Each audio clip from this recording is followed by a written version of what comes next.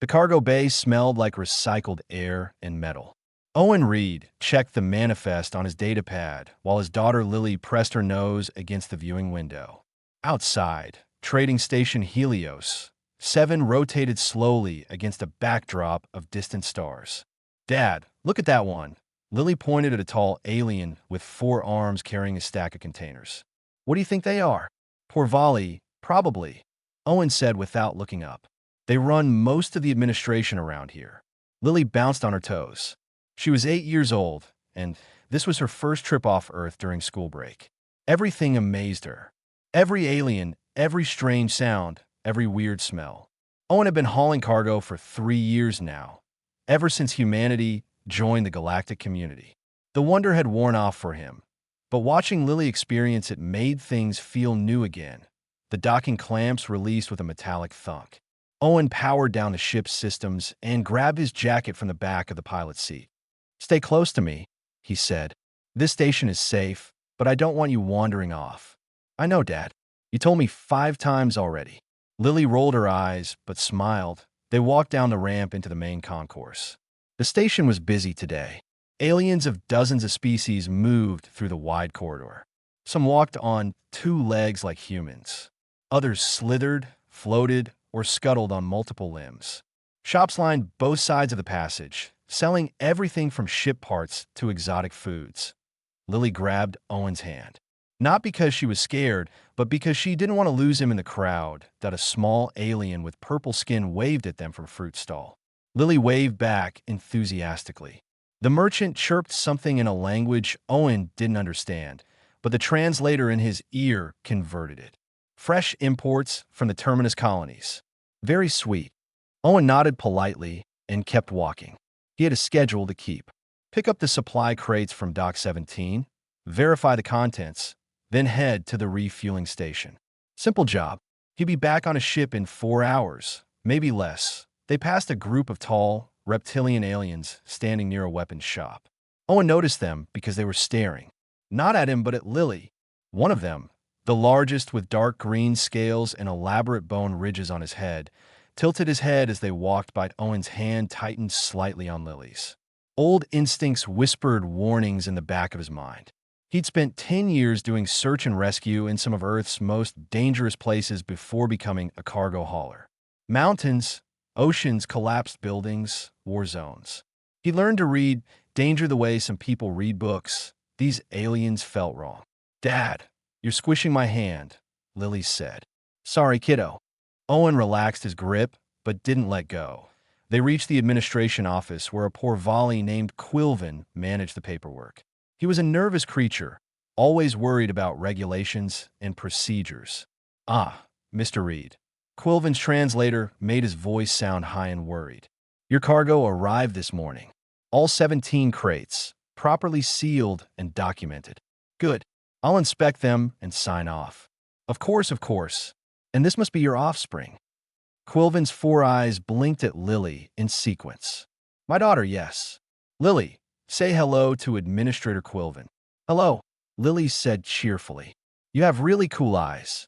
Quilvin's skin flushed a darker blue, which Owen had learned meant he was pleased. "Thank you, young one. There are some refreshments in the waiting area if you're hungry while your father handles business." Owen glanced at the waiting area. It was visible from Quilvin's desk, just a few meters away. "Safe enough." "Can I, Dad?" "Sure. Don't talk to anyone weird. Everyone here is weird." Lily giggled and skipped over to where a food dispenser offered various snacks. Owen spent 20 minutes reviewing documents with Quilvin. Everything was in order. The cargo was medical supplies heading to a colony in the Outer Rim.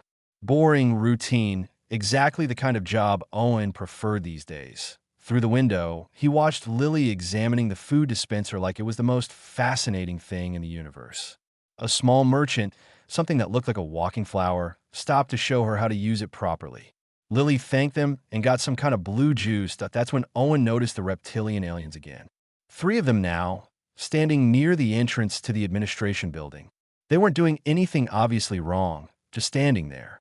But they were watching Lily. The largest one, the leader based on how the others deferred to him, had his head turned toward the waiting area.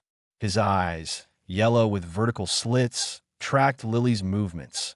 Owen signed the final document without reading it. "Is something wrong, Mr. Reed?" Quilvin asked, noticing the change in Owen's expression. "Those aliens by the door. The big reptile ones. What species are they?" Quilvin looked, and his skin immediately paled to almost white. "Cortheians. They joined the council only 2 years ago. Their culture is very different from most species. Different how? They are predators. Hunters. Is their way." Quilvin's voice dropped to a whisper. "Many species find them unsettling. They view smaller beings as potential prey, though such behavior is strictly forbidden on council stations." Owen's jaw tightened. He'd read about the Cortheians. Warrior culture. Hunting rituals. Young males prove themselves by taking trophies from challenging prey. How strictly forbidden? Oh, very strictly. Station security would respond immediately to any incident. Although, Quilvin trailed off. Although what? The Cortheians do not respond well to authority. They respect strength, not rules. Most security forces avoid confronting them unless absolutely necessary. Owen looked at his daughter. She was showing the flower merchant a small toy she'd brought from Earth, completely oblivious to the three predators watching her like she was the most interesting thing on the station. The largest Cortheian said something to his companions. They spread out slightly, moving with the casual confidence of apex predators who'd never met anything that could truly threaten them. Owen handed the data pad back to Quilvin. "We're done here." "Yes, your cargo is cleared for transport." "Good." Owen walked toward the waiting area, placing himself between the Cortheians and his daughter without making it obvious. "Lily, time to go check the cargo." "Okay." She bounced over to him, still holding her blue juice as they left the administration building. Owen felt the Cortheians' eyes following them. His old training kicked in automatically. Map the exits. Note the positions. Calculate distances. Plan responses that he hoped he was being paranoid, but 20 years of experience told him he wasn't. The market district stretched out like a maze of colors and sounds. Vendors called out in dozens of languages while the smell of cooking food mixed with machine oil and ozone. Owen kept Lily's hand in his as they walked through the crowd. He'd changed his route 3 times, testing a theory he hoped was wrong. Each time, he caught glimpses of dark green scales in the crowd behind them. The Cortheians were following. "Can we look at the crystal shop?" Lily pointed to a stall where a small alien was selling glowing stones. "Sure."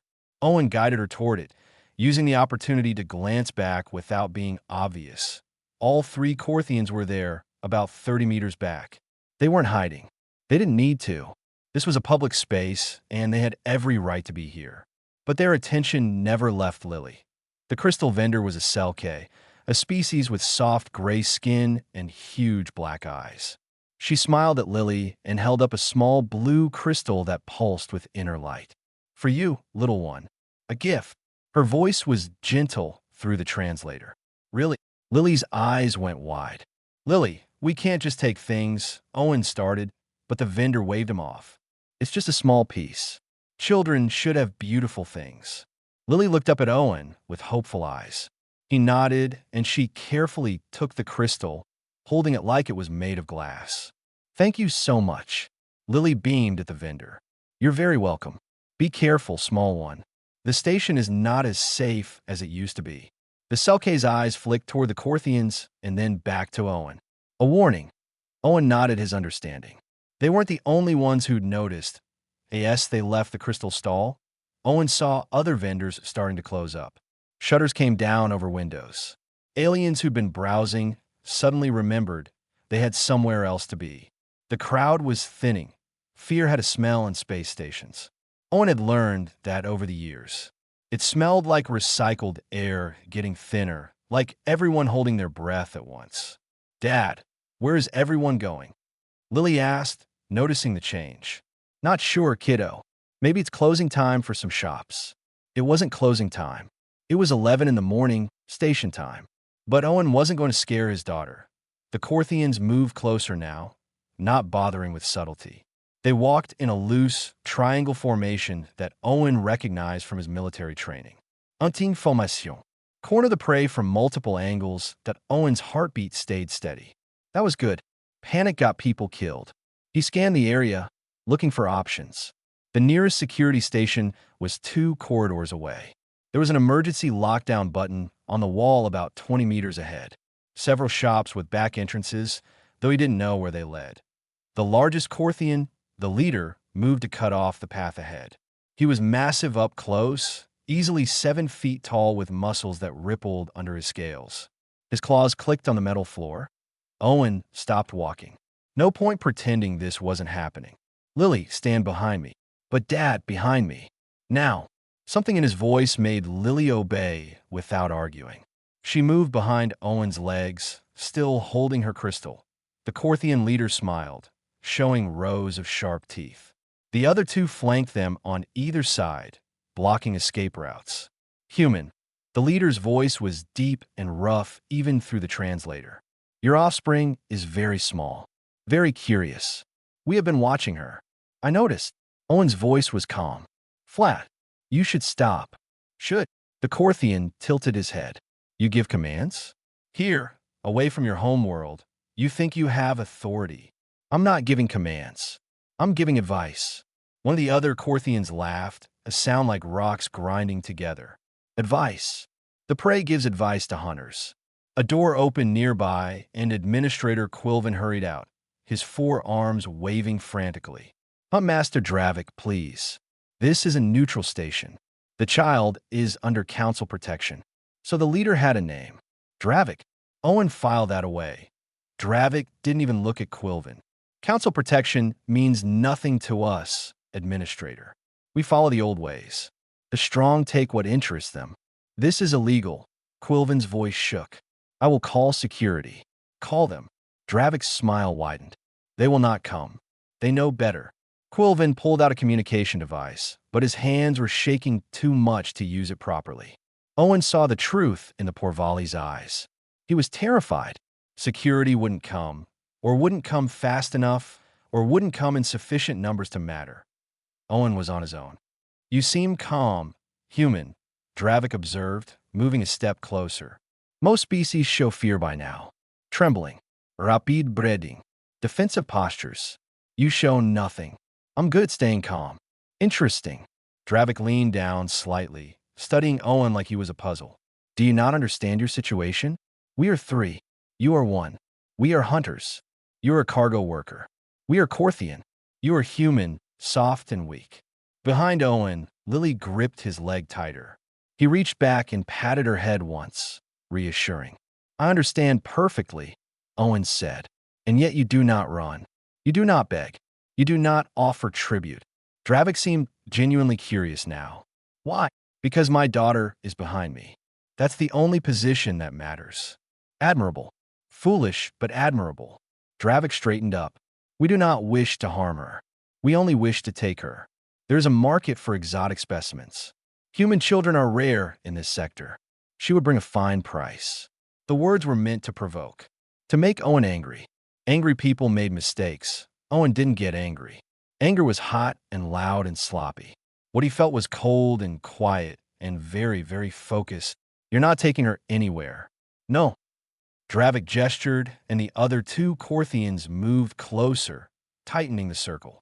Who will stop us? You. If I have to. Dravik laughed, a booming sound that echoed off the corridor walls. You cannot stop us, human. Look at you. Small, unarmed, alone. One of the younger Corthians, eager to prove himself, stepped forward quickly. His clawed hand reached past Owen toward Lily. Everything changed in that moment. Owen moved. The young Corthian's arm never reached Lily. Owen caught the wrist mid-grab. His fingers found pressure points that existed in most humanoid species. The Corthian's eyes went wide with shock as his hand spasmed open involuntarily. Then Owen twisted. The sound of breaking bone echoed through the corridor. The Corthian screamed and dropped to his knees. Owen had already moved, putting himself between the injured alien and Lily, his stance completely different now, in a wasted movement.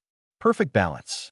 Weight distributed on the balls of his feet, ready to move in any direction. The other Corthians froze. They'd expected panic, begging, maybe a clumsy attempt at defense. They hadn't expected this. Hadn't expected the quiet cargo hauler to move. Like a trained fighter, Dravik's smile disappeared. You broke Krell's arm. He reached for my daughter. Owen's voice was still calm. Too calm. He's lucky that's all I broke. Around them, aliens who'd been hiding in shops peeked out from doorways and windows. They'd never seen anyone stand up to the Cortheians before. Certainly not a human. Dravik's eyes narrowed. You have made a mistake, cargo worker. Krell is young, inexperienced. I am not. Neither am I. Oh! Dravik circled slowly to the left, while his remaining companion moved right. Classic flanking maneuver. You have training. Military, perhaps? Special forces? Owen didn't answer. He tracked both Cortheians with peripheral vision, calculating angles and distances. His body remembered this dance, even though he'd hoped to never perform it again. Dad! Lily's small voice came from behind him. She sounded scared now. It's okay, sweetheart. Just stay right where you are. Don't move. Touching, Dravik said. The human protects his young.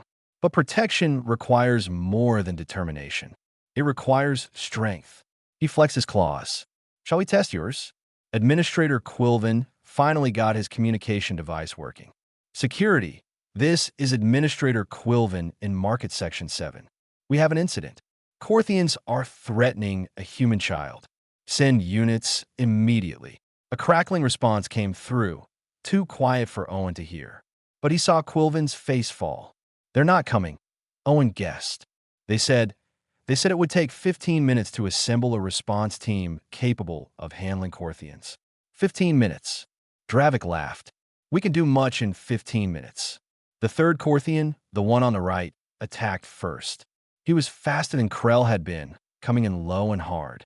Owen sidestepped, used the alien's momentum against him, and drove an elbow into the nerve cluster at the base of his skull. The Cortheian went down hard, unconscious before he hit the floor.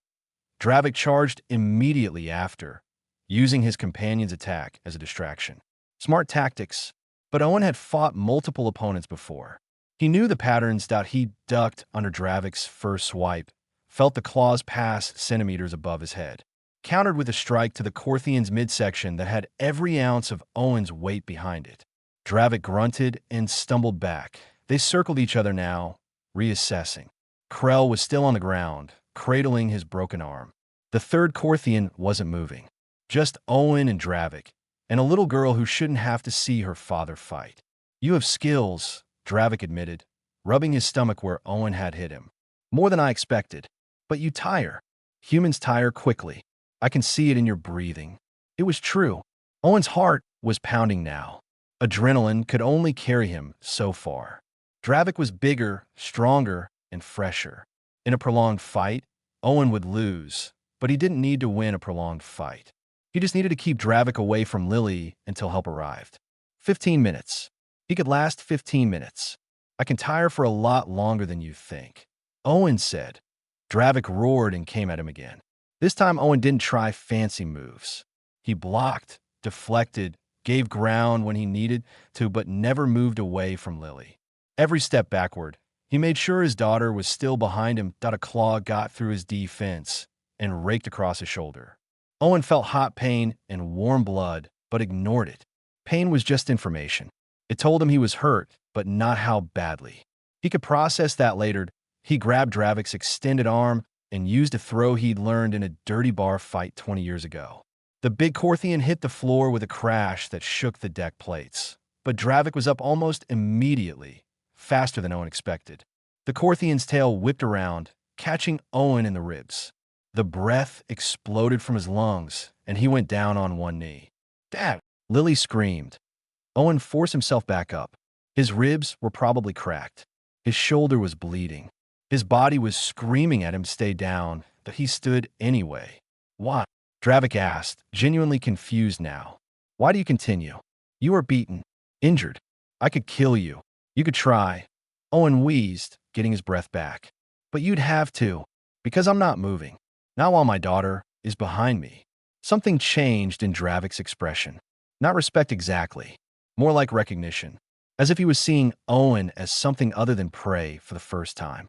Your species is strange, Dravik said slowly. You're not the strongest, not the fastest. Your claws are pathetic. Your teeth cannot tear flesh. By all rights, you should be prey. Yeah, well, Owen wiped blood from his shoulder. We don't go by rights. We go by what needs to be done. Doors burst open at the far end of the corridor. Security forces finally arrived, a dozen armed guards in riot gear. Behind them, a human woman in diplomatic clothing ran forward. Stop this immediately. Ambassador Patricia Nolan's voice carried authority that made even Dravik pause. By council law, I order all parties to stand down. Dravik looked at Owen, at the two unconscious Cortheians at the guards. Then he smiled that sharp-toothed smile. This is not over, human. If you come near my daughter again, Owen said quietly, it will be. The station's medical base smelled like antiseptic and something sweet that Owen couldn't identify. An insectoid doctor with too many arms worked on the gash across his shoulder while Lily sat in a chair nearby, hugging her crystal and watching with wide eyes. You are fortunate, the doctor chittered through her translator. The claw missed major blood vessels. The ribs are bruised, but not broken. You will heal. Thanks, Owen said, trying not to wince as she sealed the wound. Ambassador Nolan stood by the door, her arms crossed and her expression caught between relief and anger. She'd sent Lily to get juice from a dispenser in the corner, giving them a moment to talk privately. Search and rescue, she said. It wasn't a question. Mountain division, then ocean, then urban disaster response. Owen watched the doctor work. 10 years before I retired. They don't teach those moves in search and rescue. No, they teach them in the places where search and rescue gets complicated. Vartsonis, hostile territories, places where you have to fight through people who don't want you saving anyone. Nolan nodded slowly. I pulled your file after I got Quilven's call. It's heavily redacted. Things the civilian population doesn't need to know about. Those things should stay redacted. Agreed. But Owen, what you did today, fighting 3 Cortheians? That's going to make waves. The council is already demanding an inquiry. Dravik is claiming assault. His people want charges filed. Owen met her eyes. He reached for my daughter. I know. And that's the only reason you're not in a detention cell right now. Nolan glanced at Lily, who was carefully examining her juice like it might contain secrets. The footage from station cameras shows everything. Krell grabbed first. You defended. But the Cortheians are arguing it was a cultural misunderstanding. Misunderstanding. Owen's jaw tightened. He tried to kidnap her. They're calling it expressing interest in acquiring exotic specimens. Their lawyers are very good at making predation sound like business. The doctor finished and stepped back, her many arms retracting tools into pouches on her medical vest. You are repaired. Try not to fight any more Cortheians for at least a week. Not planning on it, Owen said. After the doctor left, Nolan pulled up a chair. The council is convening an emergency session in 4 hours. Both you and Dravik have to testify. They want to know exactly what happened and why. And then what? Honestly, I don't know. This is unprecedented. Humans are still new to the galactic community. Most species see us as curious but ultimately harmless. Traders, explorers, scientists. We smile a lot, and we're polite at diplomatic functions. But you just showed them something different.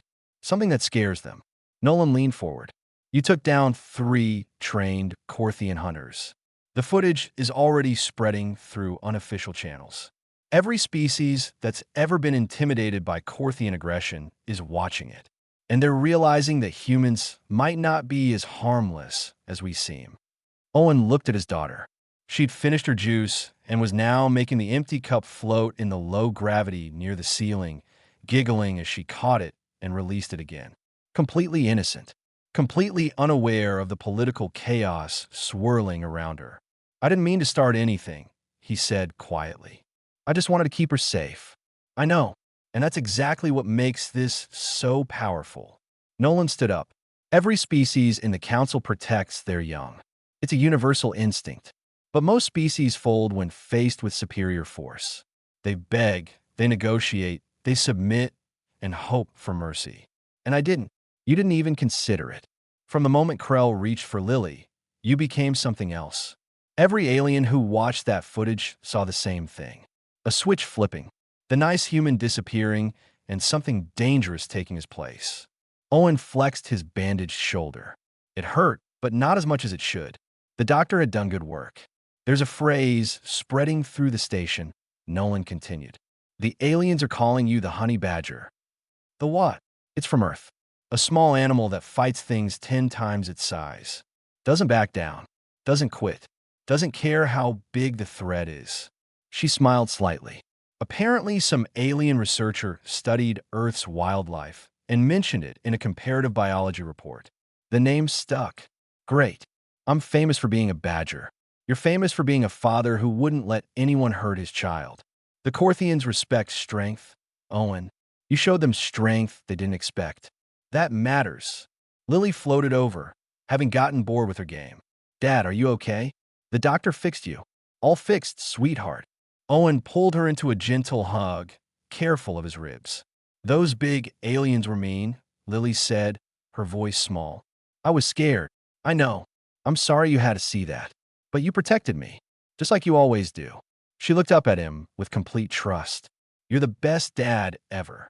Owen felt something crack in his chest that had nothing to do with his injuries. All the training, all the fights, all the years of danger and violence. They'd all led to this moment. To being a father who could keep his daughter safe. I'll always protect you, he promised. Nolan's communicator beeped. She checked it and frowned. The council moved up the session. They want testimony in 1 hour. That was fast. Word is spreading faster. Half the station's alien population is demanding justice for you. The other half is demanding you be expelled as a dangerous element. The council wants to settle this before it becomes a riot. Owen stood up carefully, testing his ribs. They hurt but held. Then let's go settle it. Owen, this is serious. What you say in that session will affect how every species views humanity going forward. You need to be careful. He looked down at Lily, then back at Nolan. I'll tell them the truth. Someone threatened my daughter. I stopped them. If that makes me dangerous, then every species with children is dangerous. Nolan studied him for a long moment, then nodded. All right. Let's go show the council what humanity really is. The council chamber was bigger than Owen expected. Circular, with tiered seating rising up like an amphitheater. Representatives from dozens of species sat in their designated sections, some in chairs, others on platforms suited to their biology. The center floor held 2 simple podiums facing the council seats. Owen stood at one podium. Dravik stood at the other, his arm bandaged where Owen had struck him. Between them, a Porvali magistrate presided over the proceedings. Lily sat in the observation gallery with Ambassador Nolan, far enough away to be safe, but close enough that Owen could see her. She waved at him. He nodded back, keeping his face calm. The magistrate, an elderly Porvali named Counselor Vreen, called the session to order. His 4 arms moved in complex gestures as he spoke. We are here to address the incident on Trading Station Helios. 7 involving Huntmaster Dravik of the Corthian Collective and civilian Owen Reed of Earth. Both parties will give testimony. The council will then render judgment. Dravik went first. He described the events from his perspective, his translator giving his words a formal, almost regal quality. We were conducting standard observation protocols, Dravik explained. The human offspring displayed unusual characteristics that warranted further study. When we approached to initiate contact, the adult human became aggressive without provocation. Liar, someone hissed from the gallery. Owen glanced up and saw a small cell K, probably the crystal vendor from the market. Counselor Vreen gestured for silence. Order. All testimony will be heard. He turned to Owen. Human Reed, you may now present your account. Owen stepped forward slightly. Public speaking had never been his strength, but he knew how to report facts clearly. My daughter and I were walking through the market. Huntmaster Dravik and his companions followed us. They surrounded us in a hunting formation and stated their intention to take my daughter for sale as an exotic specimen. When one of them reached for her, I defended her. That's all. That's all. Dravik's voice rose. You broke Krell's arm in 2 places. You rendered Vorik unconscious. You injured me. This is defense. You were trying to kidnap my child. Yes, that's defense. We were expressing interest, not committing kidnapping. You said, and I quote, she would bring a fine price. You weren't window shopping. Murmurs rippled through the council chamber. Several representatives leaned together, whispering behind translation fields. A tall, crystalline being from the upper tiers spoke up. If I may, Councillor Vreen, I am Representative Silica of the Grelene Harmony. I would like to present relevant evidence. Proceed. The lights dimmed, and a holographic display appeared in the center of the chamber. Security footage from the market, showing everything from multiple angles. The council watched in silence as Dravik and his hunters tracked Owen and Lily through the crowd. Heard every word of the confrontation. Saw Krell reach for Lily and Owen's instant response. When the footage ended, Representative Silica spoke again. The record is clear. The Cortheians initiated aggression toward a juvenile. The human responded with appropriate protective force. Appropriate? A Cortheian representative stood, his scales a darker shade than Dravik's. He could have simply surrendered the offspring. We would have returned her unharmed after evaluation. Evaluation. Owen's voice cut through the chamber. Everyone turned to look at him. You were going to sell her. You said so yourself. And you expect me to believe you'd return her after taking her. The Corthian representative's eyes narrowed. You speak boldly for a species so new to council space. I speak honestly, which is more than I can say for your huntmaster. Dravik slammed his fist on the podium. I do not lie. We are Corthian. We do not need to lie. We take what we want through strength. And there's your problem?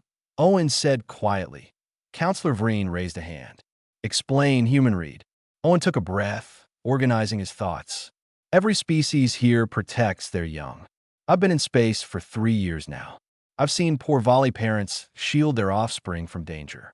I've seen Grelene families form protective clusters around their juveniles. I've watched Selke defend their children with tools and teamwork. He gestured around the chamber. Protection isn't unique to humans. It's universal.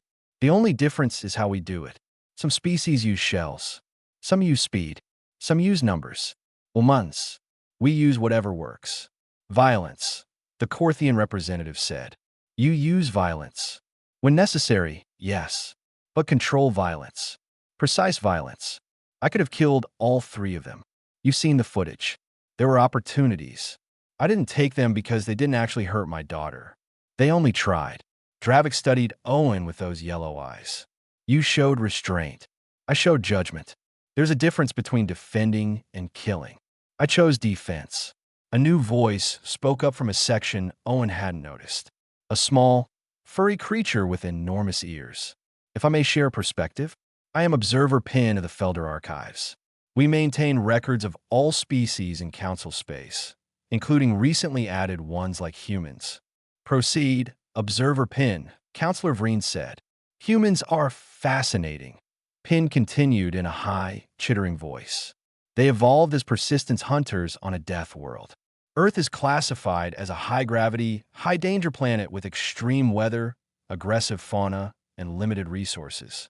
Humans survive by being adaptable, stubborn, and very good at ending threats. The chamber was silent now, everyone listening. But here is what makes them unique, Pin went on. Despite this violent heritage, humans developed strong social bonds, complex empathy, and protective instincts that override even self-preservation. A human parent will fight anything to protect their offspring, not because they want to, because they cannot do otherwise. It is coded into their psychology.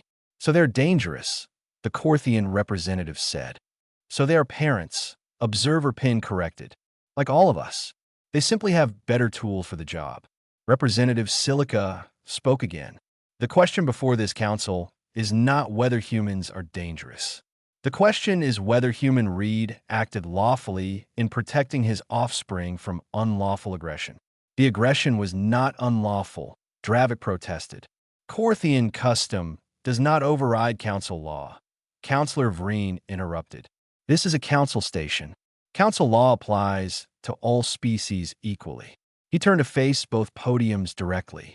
The evidence is clear.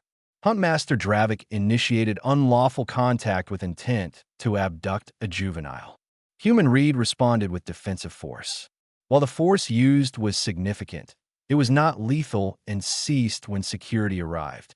Vreen's forearms moved in a gesture Owen didn't recognize. This council finds human Reed acted within his rights as a parent and citizen. All charges are dismissed. The chamber erupted in noise. Some aliens cheered. Others protested. Dravik stood silent, his face unreadable. Furthermore, Vreen continued, raising his voice over the din. Huntmaster Dravik and his companions are hereby banned from Helios, 7 and all associated stations for a period of 10 years. Now Dravik reacted, his scales flaring in anger. But he didn't argue. He simply bowed his head in acceptance and walked from the chamber. Owen let out a breath he'd been holding. It was over. Lily was safe. They could go home. But as he left the podium, he caught Observer Pin's enormous eyes watching him with interest. The little archivist was already making notes on a datapad, recording this moment for the historical record. Humans had just shown the galaxy something new about themselves. Owen just hoped it was something they could live with. 3 days later, Owen's ship was ready to leave Helios 7. The cargo had been loaded, the fuel tanks were full, and all the departure paperwork was filed. He was more than ready to put this station behind him. Lily sat in the co-pilot's seat, playing with her crystal. It still glowed softly, pulsing in a rhythm that seemed to match her heartbeat. The Selke vendor had visited them the day after the council hearing, bringing 3 more crystals as a gift. For the brave little one and her braver father, she'd said, "Dad, are we in trouble?" Lily asked suddenly. Owen looked over from the pre-flight checklist. "What? No, sweetheart. Why would you think that? Everyone keeps staring at us. And some of the aliens look scared when they see you." Owen sighed. She was right. Word had spread through every corner of the station. The human who'd fought 3 Cortheians. The Honey Badger, as they were calling him. Some aliens treated him like a hero. Others gave him a wide berth, like he might explode if they got too close. "People are just surprised," he said carefully. "They didn't know humans could fight like that. But you were a rescue person. You saved people." "I did. Sometimes saving people means fighting the things that want to hurt them." Lily thought about this for a moment. "Will those big aliens come back?" "No. The council banned them from this station. They can't come here anymore." "Good." She hugged her crystal closer. "I didn't like them. They were mean." A chime sounded at the airlock. Owen checked the monitor and saw Ambassador Nolan standing outside.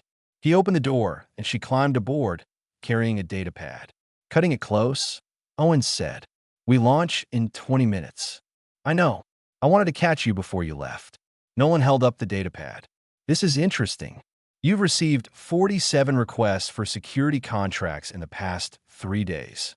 Security contracts, merchants who want protection, colony administrators looking for defense consultants, even a few diplomatic missions asking if you'd be interested in guard work." She scrolled through the list. "The pay is substantial. Some of these offers are more than you'd make hauling cargo for a year." Owen shook his head. "Not interested. I figured, but I had to pass them along anyway. You're famous now, Owen, the human who stood up to Cortheians and won. Every species that's ever been bullied by stronger neighbors is talking about you. I'm not a hero. I'm a dad who protected his kid. That's exactly why they're interested." Nolan sat down in the navigator's seat. For most species, protection means hiding or running or negotiating. You show them a different option. Fight back. Don't fold. Make the strong ones realize you're not easy prey. Through the viewport, Owen could see the market district. Aliens moved through the corridors like always, buying and selling, living their lives. But something had changed. The Cortheians were gone, and other species that used to slink around nervously were walking with more confidence. "Has there been trouble?" he asked. "Retaliation from the Cortheian collective?" "No, actually the opposite. Their ambassador sent an official communication. They're withdrawing all hunting packs from council stations until they complete cultural sensitivity training." Nolan smiled. Translation: they don't want more footage of humans beating them up spreading through the galaxy. "Good. There's something else." Nolan pulled up a file on her datapad. Observer Pin updated the human entry in the Galactic database. "Want to hear what it says?" Owen wasn't sure he did, but Lily perked up. "Yes. What does it say about humans?" Nolan cleared her throat and read. Species, human. Origin, Earth. Classification, Deathworld survivors with advanced tool use and complex social structures. Notable characteristics, extreme protective instincts toward offspring and family units. Capable of significant violence when threatened, but demonstrate unusual restraint and judgment. Approach with respect. Do not threaten their young. Deathworld survivors. Owen raised an eyebrow. Earth scored high on the danger index. Gravity, weather, predators, diseases. Most council species evolved on easier planets. The fact that humans thrived in those conditions tells them something about our durability. Lily grinned. We're tough. Very tough. Nolan agreed. She stood up and offered Owen her hand. I know you just want to haul cargo and take care of your daughter. But what you did here mattered. You showed the galaxy that humans aren't pushovers. We're cooperative and friendly, but there are lines you don't cross. Owen shook her hand. I just wanted her safe. I know. That's what makes it powerful. Nolan ruffled Lily's hair on her way to the airlock. Take care of yourselves. And Owen, if you ever change your mind about security work, the offers will still be there. After she left, Owen finished the pre-flight sequence. The ship's engines hummed to life. Station control cleared them for departure, and the docking clamps released with familiar metallic sounds as they pulled away from Helios. 7. Lily pressed her face to the viewport, watching the station shrink behind them. Dad, yeah, when I grow up, I want to be brave like you. Owen felt his chest tighten. You're already brave, sweetheart. You stayed calm when you were scared. That's the hardest kind of brave. But you fought them. You protected me. Because that's what parents do. When you have kids someday, you'll understand. There's nothing you wouldn't do for them. They jumped to faster-than-light speed, and the stars stretched into lines.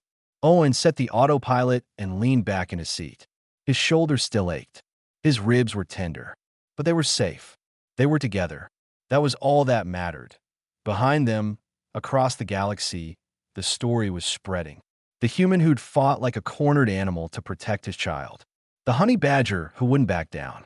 Station by station, planet by planet, aliens were learning a new truth about humanity. They were kind until you threatened what they loved. Then they became something else entirely.